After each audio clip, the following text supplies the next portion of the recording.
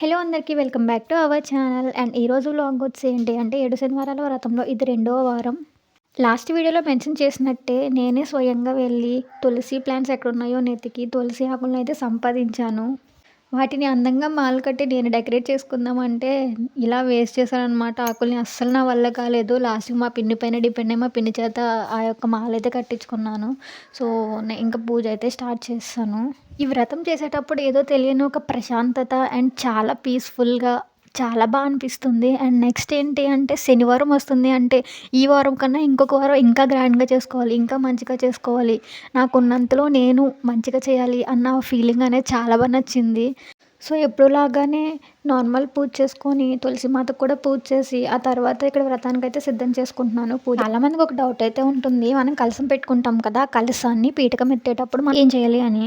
నేనైతే శనివారం పూజ అయిపోయాక ఆదివారం నాడు మార్నింగ్ నార్మల్‌గా పూజ చేసుకొని ఆ పీటకాన్ని ఎత్తేసి ఆ చెంబులో ఉన్న వాటర్ అనేది ప్లాంట్స్‌కేసేసి ఆ బ్లౌజ్ పీస్‌ని దేవుడి దగ్గర ఉంచి నేను మండే నార్మల్‌గా వారం చేస్తాను. ఆ రోజు పూజ అయిపోయాక టెంపుల్‌కి వెళ్ళి అక్కడ ఎవరైనా పెద్దవాళ్ళు కనిపిస్తే వాళ్ళకి తాంబూలం కింద ఇచ్చేస్తున్నాను. అండ్ ఆ కలశం కొబ్బరికాయ వచ్చి నార్మల్‌గా కొట్టేసి అది ప్రసాదం కింద తీసుకుంటున్నాము. పిండి దీపాలు ఏవైతే ఉన్నాయో వాటినైతే సాటర్డే ఈవినింగే ఆవుకి పెట్టేస్తున్నాము. ఒకవేళ ఆవు అవైలబుల్ లేకపోతే గనక పారే నీటిలో ఈ యొక్క పీటకంతో సంబంధించిన సామాన్లు ఏమైతే ఉన్నాయో వాటితో పాటు పారే నీటిలో కలిపేస్తున్నాను.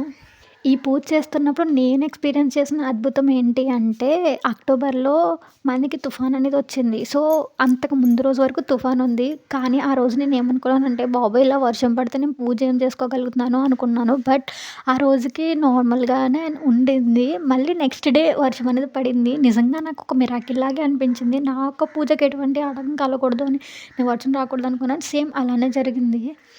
నేనైతే మిరకిల్‌గా ఫీల్ అవుతున్నాను. మీరెలా ఫీల్ అవుతారో నాకనవసరం. నా ఒపీనియన్ నేను చెప్పానంతే.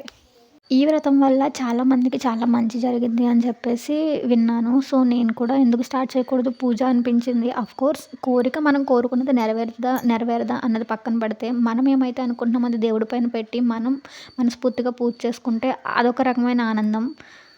మనం ఒక కోరికను అనుకోని పూజ స్టార్ట్ చేసాము అంటే, ఆ కోరిక తీరలేదు అంటే మనం చాలా అప్సెట్ అవుతాం. బట్ దాని వెనుకున్న రీజన్ కూడా ఒకటి అయ్యుండొచ్చు. ఏంటి మనం కోరిక అనేది కోరుకున్నాం తప్ప దానికి సంబంధించిన ఎఫర్ట్స్ కూడా మనం పెట్టాలి కదా! లైక్ ఇప్పుడు మనకొక జాబ్ కావాలి. మనం పూజ చేసేసి జాబ్ కావాలి అంటే జాబ్ వచ్చేదు. మనం ఏం చేయాలి? దానికి తగ్గట్టు చదవాలి. సో, ఎగ్జామ్స్ అనేవి రాయాలి. మంచిగా ఎఫర్ట్ పెడితేనే కదా ఆ కోరిక అనేది నెరవేరుతుంది. సో, మన కష్టం ఉండాలి. ప్లస్ దేవుడి ఆశీర్వాదం ఉండాలి. అప్పుడే మన కోరిక అనేది నెరవేరుతుంది. అంతే తప్ప నేను ఈ పూజ చేశాను కోరిక నెరవేరలేదు అంటే అది మనమేం చేయలేం కదా! కానీ నేనైతే నిజం చెప్తున్నాను. ఈ వ్రతం చేస్తున్నప్పుడు చాలా పాజిటివ్ వైబ్స్ వస్తున్నాయి. ఆఫ్‌కోర్స్ పూజ అంటే పాజిటివ్ వైబ్స్ వస్తాయి. బట్ ఈ వ్రతంలో ఏదో ఒక స్పెషాలిటీ అయితే ఉంది. మీరు కూడా పూజ చేసినప్పుడు మాత్రమే ఈ యొక్క స్పెషాలిటీ, ఈ యొక్క ఎక్స్‌పీరియన్స్ అనేది ఏంటనేది మీకు కూడా తెలుస్తుంది. మీరే అంటారు, "అమ్మో! నిజంగా చాలా బావుంది" అని చెప్పేసి.